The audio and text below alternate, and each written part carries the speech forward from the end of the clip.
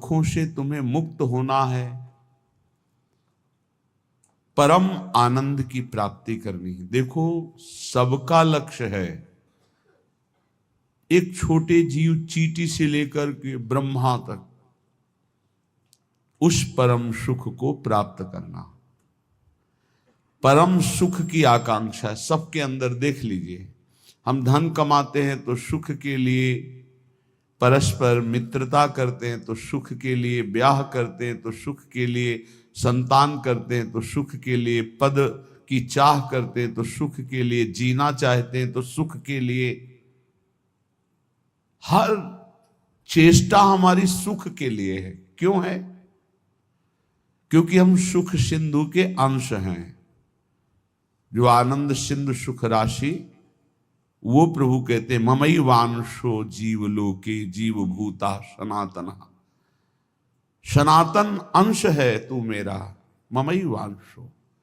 सुख सिंधु का अंश होने के कारण हमारे अंदर की मांग सुख है। पर जहां दुखालय भगवान ने पहले घोषित कर दिया इस संसार को, दुखालयम अशाश्वतम, यहां सब कुछ नष्ट होने वाला है। आज नहीं तो कल, कल नहीं तो परसों, चाहे जितने बीते बरस, पर नाश होगा पक्का। यहां कोई स्थायी चीज नहीं है। अशाश्वतम और दुखालयम, कुछ भी इकट्ठा कर लो, कुछ भी भोग लो, सुखानुभूति नहीं होगी। सुख कहते हैं जो स्व से प्राप्त होता है, दुख कहते हैं जो पर से प्राप्त होता है। पर से प्राप्त करने की सुख लालसा ही हमें दुख में फंसाती जा रही है। स्व स्वरूप है, पर सब कुछ है। स्वरूप के सिवा सब कुछ पर है। उमा कहो मैं अनुभव अपना, सत हरि भजन जगत सब सपना। ये स्वाप्निक सुख दुख ही है, जिसे हम सुख समझते हैं। ये सुख नहीं, ये सुख की छाया है, समझ पड़ती नहीं। ये गिरधर की माया है। ये ऐसी माया है, ऐसा लगता है इसको भोग लिया तो सुख नहीं मिला, इसको भोगें तो शायद सुख मिलेगा, इसको चख लिया अब इसको चखे, इसको देख लिया अब इस, ऐसे भागता रहता है मन इंद्रियों के साथ। सबकी चाह सुख है, पर ये चाह की पूर्ति जगत में नहीं होने वाली, ये प्रभु में ही होगी। चाहे जितना भटक लो, जब तुम्हें विपत्ति दुख और अशांति लगे तब भगवान की शरण में आ जाना। देखना कैसी तुम्हें शांति मिलती, कैसे तुम्हारा हृदय आनंदित होता है। क्योंकि हम आनंद सिंधु के बच्चा हैं। हम जब अपने घर लौटेंगे तभी सुख मिलेगा। आनंद सिंधु प्रभु के नाम रूप गुण लीला के सिवा कहीं किसी को सुखानुभूति कभी ना हुई है, ना है, ना होगी। इसलिए श्रीपाद प्रबोधानंद जी महाराज कहते, नस्वर श्रुत धन जाया दिशु हरि माया मयेषु न प्रयासम कुरु पुरुषार्थ शिरोमणि माचिनु वृंदावने स्वयं पतितम। हे भाई, यदि तुम पुत्र में आसक्त होते हो, पत्नी में आसक्त होते हो, धन में आसक्त होते हो, मकान में आसक्त होते हो, मित्रों में आसक्त होते हो, तो तुम्हें रोना पड़ेगा, तुम्हें दुखी होना पड़ेगा। क्योंकि ये संबंध और ये शरीर सब नाशवान है। नश्वर श्रुत धन जायादिषु हरि माया मयेषु, यही हरि माया है। हरि और माया, हरि अंतर में चुपचाप मौन शांत गुप्त बैठे हैं, और माया प्रगट में चंचल दिखाई दे रही। ये जो शरीर, ये जो इंद्रियां, जो मन, जो स्वभाव, ये सब मायाकृत है। जो मैं है वो हरि का अंश है, वो हरि स्वरूप है, वो माया में नहीं है, वो मायातीत है, त्रिगुणातीत है। इस मैं को शरीर में तन्मय कर देने से शरीर संबंधी भोग प्राण प्रिय लगने लगे। भोग मिलते हैं धन से, इसलिए धन प्राण प्रिय लगने लगा। धन और भोग और शरीर संबंधी रिश्ते संबंध, यही भगवान की माया ने हमको फंसा लिया। आप सब देख लीजिए कितना हृदय अशांत है सबका सबका। तुम्हें लगता है अमुक संख्या का धन मिल जाए, अमुक व्यवस्था हो जाए तो मैं शांत हो जाऊंगा। सही मानिए, आप जितना अंक सोचते हैं उतने से ज्यादा किसी के पास धन है, उससे ज्यादा व्यवस्था है, पर वो भी अशांत है। आ ब्रह्म स्तंभ पर्यंतम सर्वम मायामयम जगत। तिनके से लेके ब्रह्मलोक तक सब मायामय है। सत्यम सत्यम पुनः सत्यम हरेन नामैव केवलम। धन्य है जो सत्य सत्य पुनः सत्य हरिनाम में अपनी रसेंद्री को लगा दिया, वाकेंद्री को लगा दिया। नाम जपते हुए उसी का रसास्वादन कर रहे हैं हर समय। राधा राधा राधा, हरि हरि हरि, कृष्ण कृष्ण कृष्ण। उनका जीवन विवेक में प्रकाश में हो गया। वो देख पा रहे हैं कि अरे ये तो सब भ्रम है। जिसे मैं सुख समझ रहा था वो भ्रम है। जासु कृपा सब भ्रम मिट जाई, गिरजा सोई कृपालु रघुराई। कृपालु भगवान की कृपा से जीव ये बुद्धि में विवेक प्राप्त कर लेता है कि यहां कोई मेरा नहीं है, एकमात्र प्रभु सबके हृदय में विराजमान है। बस यहीं से उसका परम कल्याण प्रारंभ होता है, यहीं से उसका विश्राम प्रारंभ होता है, यहीं से उसे परमानंद की अनुभूति होती है। अन्यथा सब भटक रहे हैं, सब भटक रहे। कुछ चंद्र मिनट ऐसे हैं जिनमें आप जो चाहो पाप कर लो या पुण्य कर लो, कोई रोकने वाला नहीं, कोई टोकने वाला नहीं। लेकिन इन चंद समय के बाद जो आपका परिणाम आएगा, फसल आएगी, वो आपको सुख और दुख प्रदान करेगी। यदि पाप कर्म किया तो भयानक दुख मिलेंगे, पुण्य कर्म किया तो लौकिक सुख पारलौकिक सुख मिलेंगे। लेकिन पुण्य और पाप दोनों से हटकर त्रिगुणातीत भगवान का नाम जप किया तो भगवत प्राप्ति हो जाएगी। पाप और पुण्य दोनों आवागमन चक्र में फंसाने वाले ही हैं। एकमात्र भगवान का भजन ही जीव को इस आवागमन से मुक्त कर सकता है, दूसरा कोई उपाय नहीं। हरि भजन्ति नरा, जो हरि भजते हैं भवसागर तरंति, वही संसार समुद्र से पार होते हैं। इसलिए श्रीपाद कह रहे हैं नश्वर ये पुत्र पत्नी मकान धन नाना प्रकार के व्यवहार संबंध, ये नहीं कह रहे कि इनको छोड़ करके भागो, नहीं, इसमें शाश्वत प्रभु विराजमान, उनको देखो, सब में भगवत भावना करो, इनसे राग मत करो, इनसे अनुराग करो। राग होता है देह से, अनुराग होता है भगवान से। सब में प्रभु बैठे, ऐसी भावना से व्यवहार करो, खूब नाम जप करो। और ये भाव कहां से आएंगे? बोले आ जाओ श्रीधाम वृंदावन। वृंदावन की भूमि में आप जब सत्संग सुनेंगे, रसिकों का संग करेंगे, तो आपकी बुद्धि का परिवर्तन हो जाएगा।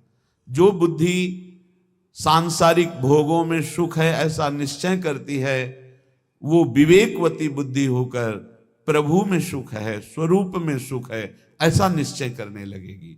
बुद्धि का परिवर्तन हो जाना ही उन्नति है, बुद्धि का पतन हो जाना ही नाश है। बुद्धिनाशो प्रणश्यति। शास्त्र कहता है जिसकी बुद्धि भ्रष्ट हो गई उसका सर्वनाश हो गया। जिसकी बुद्धि शुद्ध है भले कुछ ना हो, लेकिन वो परम धनी, क्योंकि उसका सही निर्णय होगा। सही निर्णय करने वाला परम आनंद को प्राप्त होता है। इसलिए श्रीपाद की बड़ी जोर की निष्ठा से धाम वृंदावन की है।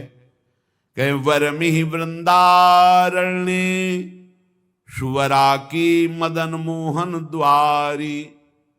वरा की, मुझे कुत्ता कुतिया बना दिया जाए वृंदावन का, ठाकुर मदन मोहन के द्वार पर, बांके बिहारी के दरवाजे पर, राधा वल्लभ जी की सीढ़ियों पर गिरा हुआ प्रसाद चाटेंगे और यहां ब्रजवासियों की फेंकी हुई जूठन खाकर हर समय प्रिया प्रीतम की चरणारविंद की रज में पड़े हुए उनकी कृपा मनाते रहेंगे।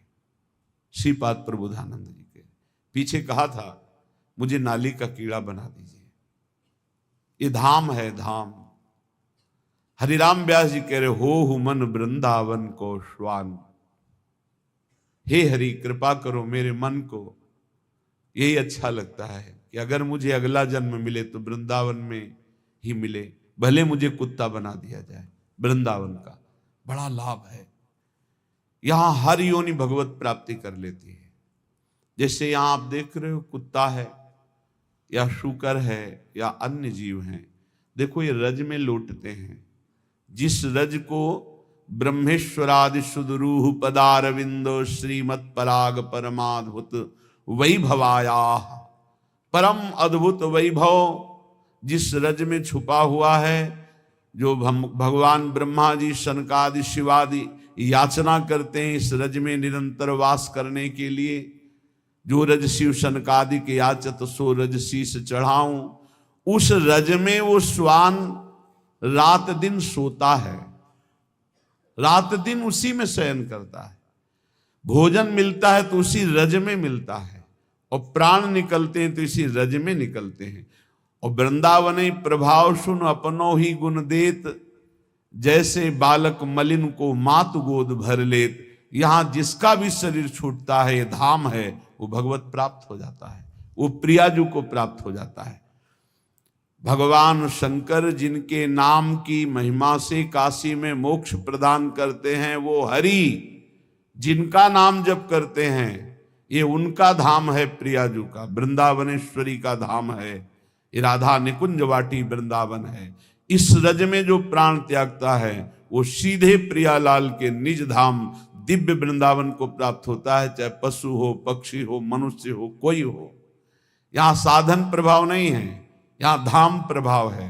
वृंदावन प्रभाव सुनो अपनो ही गुण देत, अपना गुण देता है वृंदावन, क्या परम पद प्रदान कर देता है। इसलिए कह रहे वरमि वृंदारण्य, इस वृंदावन में जो सब धामों का मूल है, सुवराकी मदन मोहन द्वारी, प्रिया प्रीतम के यहां दिव्य रूप विराजमान हैं।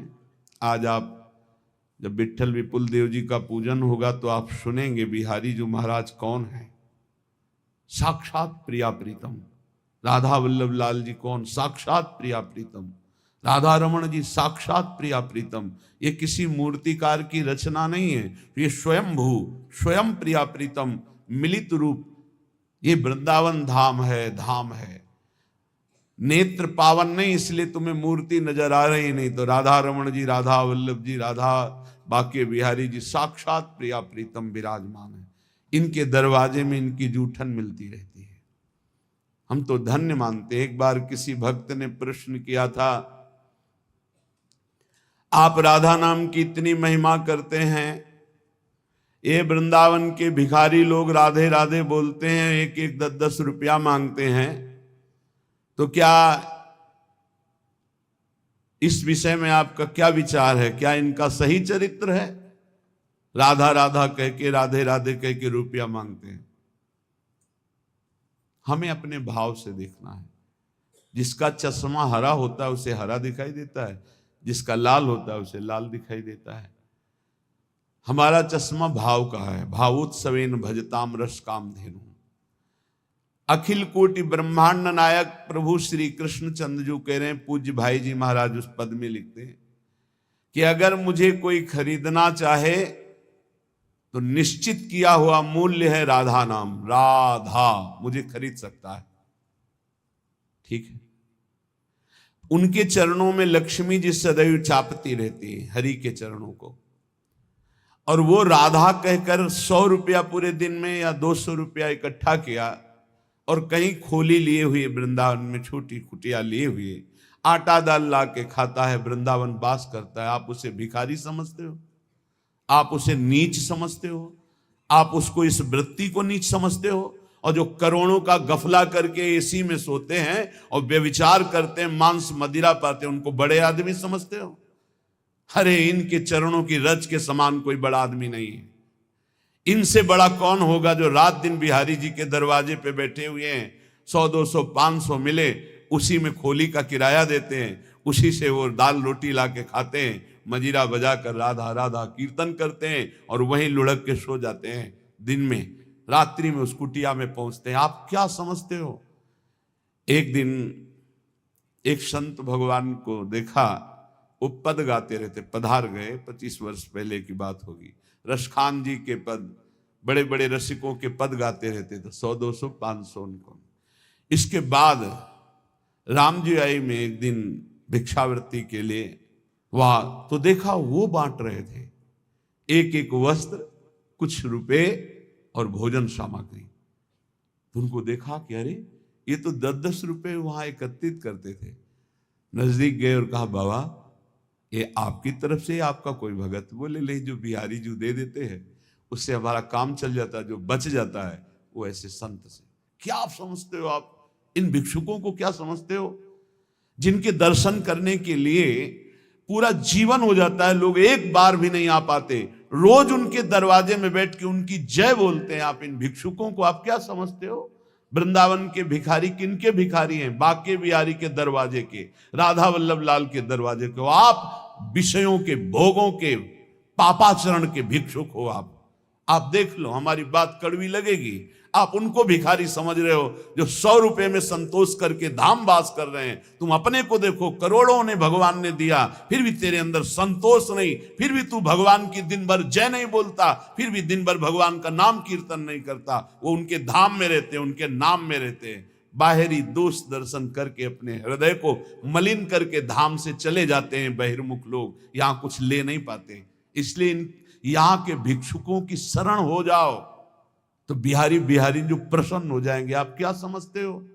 ये जो बिहारी जो राधा वल्लभ जी इनके दरवाजों में, जो गलियों में यहां बैठे हैं, तुम साधारण नहीं समझना, साधारण मत समझ लेना। ये धामवासी हैं, महान योगियों को भी पवित्र करने की सामर्थ्य रखने वाले ये हैं। बाहरी तुम्हारे नेत्र हैं इसलिए तुम्हें दिखाई नहीं देता। श्रीपाद जैसे महापुरुष कह रहे, वर्मी वृंदारण्य सुवरा की मदन मोहन द्वारी। एक माई को देखते हैं, विदेशी माई है, 2500 कुत्तों को यहाँ के दूध, डबल रोटी, बिस्कुट, रोज उसके चरणों में प्रणाम करते हैं। जब दृष्टि पड़ती है, धन्य है माई, तेरा जन्म तो कहीं विदेश में हुआ, पर बिहारी जी की असीम कृपा है कि इन परम हंसों का तो सेवन कर रही। ये कौन है जानते हो? श्रीपाद जैसे महापुरुष कह रहे हैं, मुझे कुतिया कुत्ता बना दिया जाए, मदन मोहन के द्वारे पे पड़ा रहूंगा। उद्धव जैसे महापुरुष कह रहे हैं, यहाँ की गुलमलता औषधि बना दी जाए। हरिराम व्यास जी जैसे महापुरुष कहते हैं, यहाँ का स्वान बना दिया जाए। ये धाम है, यहाँ दोष दृष्टि मत करना किसी पर। अरे ये तो है, बिल्कुल मत करना। ये लाडली लाल के लाडले हैं, इनकी बाहरी बात अलग है, आंतरिक बात को आप नहीं जानते। बिहारी जी में पौशाले में एक माई पानी पिला दी। ये पहले की, अब तो ऐसी दिनचर्या श्री जी ने दे दी है कि कहीं भी नहीं जाना हो पाता। एक दिन फूल बंगला बना, वो 22 संतों को 1-1 2-2 रुपया और 1-1 सेव ऐसे बांट रही थी। बहुत ही उत्साह में भरी थी, जैसे उसके बेटे का ब्याह हो रहा हो। पूछा, माई ये आज तो पौशाला से हटकर, पानी पिलाने से हटकर ये क्यों बांट रही है? क्या कोई उत्सव है? हाँ, आज हमारे बिहारी जी को फूल बंगला बना है। जो पानी बेचने से पैसे मिलते थे पिलाने से, उनमें से आज फूल बंगला। ओ फूली गो, आप क्या समझते हो? पानी पिला रही, 1-1 रुपया एकत्रित कर रही, बाद में फूल बंगला बना रही। आप इनको ऐसे मत देखिए कि भिक्षुक हैं, अरे ये तो मांगने वाले हैं। नहीं नहीं नहीं, ये बिहारी जी के कृपा पात्र हैं। जहां बड़े बड़े आचार्य कोटि के महापुरुष मांग कर रहे, हे हरि हम कब हुई हैं ब्रजवासी, वो उनके दरवाजे पर पड़े रहते हैं। अहो भाग्य, अहो भाग्य जिनको ऐसा सौभाग्य मिला कि गलियों में बैठकर राधा राधा करके पूरा दिन व्यतीत करते, जो मिला उससे उदर पोषण और भरोसा केवल बिहारी बिहारिंजू का, और धाम वास कर रहे हैं। यहाँ के पशु पक्षी सब महामंगल मोद में, ये सब भगवत प्राप्त होंगे, ये सब भगवत प्राप्त। आप नहीं समझते धाम की महिमा को। जब महापुरुषों की कृपा से, चरण रज के प्रताप से महिमा प्रकाशित होती, तब ये लगता है अहो भाग्य इनके। उसी ठसक में आपको कहते हैं पास बन चुका है, सबको श्री जी के पास जाना है, उसी ठसक में बोलते हैं। हम कोई तुम्हें विनोद में या मजाक में ढांढस नहीं बंधवा रहे, हम सत्य वस्तु का वर्णन कर रहे हैं। श्रीपाद कह रहे अपिशरमापि रमा प्रिय सख्यपि नान्यत्र नो रमापि श्यामो। वृंदावन की कुतिया कुत्ता बना दो प्रियाजू, पर बाहर लक्ष्मी की प्रिय सखी बनाकर मुझे मत भेजना। अर्थात महावैभव संपन्न कोई रानी महारानी ऐसे मुझे वृंदावन की कुतिया बना दो, वृंदावन का कुत्ता स्वान बना दो। क्यों? क्योंकि कभी गलबहियां दिए हुए प्रिया प्रीतम निकलेंगे, हम पर दृष्टि पड़ जाएगी। ये हमारे दरवाजे का है, बस ये बात देख लेंगे तो हमें वो वस्तु मिलेगी जो बड़ी बड़ी साधना से नहीं मिलती। और देख लिया है, अगर देखा ना होता तो यहां रह ही नहीं पाते, यहां आ ही नहीं पाते, यहां जन्म ही नहीं हो पाता। उत्तीर्य विष्णु मायामपि। अरे वृंदावन में बैठे हो आप, ओहो। कभी कभी एकांत में जैसे से चिंतन, वृंदावन धाम में आह्लाद ही आह्लाद से हृदय भर जाता। कितनी अपार कृपा। कहां नारकी क्षेत्रों में प्रकट होने वाले जीव, और कहां परम धाम वृंदावन में जीवन व्यतीत हो रहा है। ओहो कैसी अपार कृपा। नारकी इसलिए बोला जहां ना राम कृष्ण हरि की कोई शुद्ध ही नहीं, केवल रुपया, केवल भोग सामग्री, केवल लड़का बच्चा परिवार, हमें भगवत प्राप्ति करनी, भजन करना है, मानव जीवन का क्या लक्ष्य, कोई शुद्ध ही नहीं है। तो जिन हरि भगत हृदय नहीं आनी, जीवित सब समानते, मुर्दे के समान जीवन व्यतीत हो रहा है। नारकी गतियों की प्राप्ति होती है। उत्तीर्ण विष्णु मायामपि। धाम में जो वास करते हैं विष्णु माया से उत्तीर्ण हो जाते हैं। आनी है, ये आनी है, धाम की मर्यादा है, ये महिमा है। यहां जो वास करते हैं भगवान की माया से मुक्त हो जाते हैं। धाम का प्रभाव, यहां की रज का प्रभाव। एक बार सत्संग में सुनाया था, एक बहुत बड़े ज्योतिषाचार्य अपने मित्र के साथ श्रीधाम वृंदावन की भूमि में प्रवेश किए। उनके मित्र कहते थे कोई चमत्कार दिखाओ अपनी ज्योतिष का, आप तो बड़े भारी ज्योतिषाचार्य हैं। अचानक एक आदमी के ऊपर दृष्टि पड़ी, वो थैला लिए यात्रा में आया था, धाम यात्रा। समय से गणित लगाया, कोई परिचय नहीं, बस समय से, और कहा इसकी कल मृत्यु होगी और इसके कर्मानुसार इसको अधोगति प्राप्त होगी, प्रेत योनि को जाएगा। कल 12 बजे इसकी मृत्यु होगी, इसको सांड मारेगा, बैल मारेगा और मर जाएगा। तो उनका कल तक इस आदमी का पीछा करूंगा, जहां ये रोकेगा आसपास रुकूंगा, जहां चलेगा चलूंगा, देखूंगा तुम्हारी ज्योतिष सत्य है कि नहीं। तो उनका परम सत्य है, तुम देख लेना कल 12 बजे मारा जाएगा। ठीक उनका अनुसरण किया। वो बाहर से आए हुए यात्री थे। ठीक 12 बजे एक सांड जिसके बगल से वो निकले, वो एक मिट्टी के पिंड में वो खूब ऐसे खेल करके आया था, तो सींगों पे उसके रज लगी थी। काल स्वरूप एकदम हुआ, दौड़ा, ऐसे मारा, पूरा पेट में ऐसे सींग घुस गई, उठा लिया, पटक दिया, चल दिया। अब वो आश्चर्यचकित ज्योतिषाचार्य, भजनानंदी, गायत्री अनुष्ठान करने वाला, पवित्र दृष्टि वाला, धाम की कृपा से उसने देखा कि वो दिव्य तेजोमय होकर के वो भगवत स्वरूप में विलीन हुआ। वो बड़ा आश्चर्यचकित, दोनों जो उनका मित्र था उसने कहा तो बड़ी खुशी की बात, आपने जो जो बात कही वो बात हो गई। बोले तुम प्रकट बात देख रहे हो, मैं उसे नहीं देख रहा, मैं ये देख रहा हूं कि इसकी दुर्गति होनी थी और ये तेजोमय होकर के कैसे विलीन हुआ।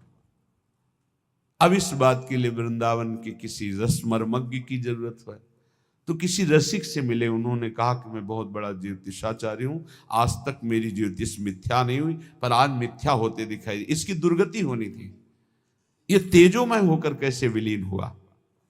तो उन्होंने कहा, जिस सांड ने मारा उसकी सींग पर रज थी, जब पेट में मारा तो उसके पेट में रज गई, और जे ही प्राण छूटे तो रज के प्रभाव से वो भगवान को प्राप्त हो गया, उसे भगवत प्राप्ति हो। ये वो धाम है, घोर पापाचारी को भी परम पद प्रदान कर दे।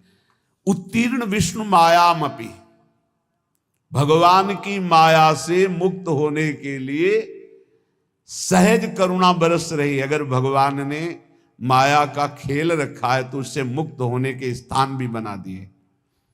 मोक्ष चाहिए तो जाओ काशी में, मरने के लिए टिक जाओ कि मृत्यु पर्यंत आमरण काशी वास करूंगा, पक्का मोक्ष हो जाएगा, इसमें कोई संशय नहीं। भगवान मच्छर को भी मोक्ष पद प्रदान करते हैं, भगवान शिव वहां मच्छर को भी।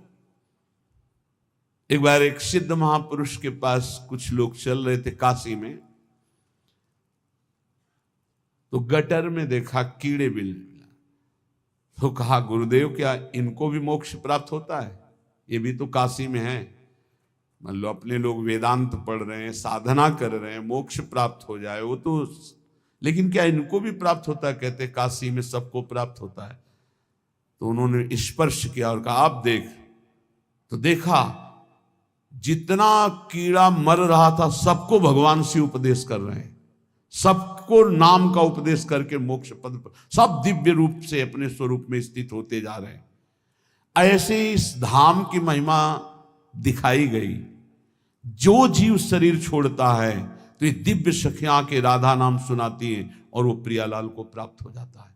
ये धाम की महिमा। उत्तीर्ण विष्णु मायामपि, जो धाम का आश्रय ले लेता है वो माया मुक्त। धाम का वास करना अखंड और धाम का आश्रय ले लेना दोनों समान हैं।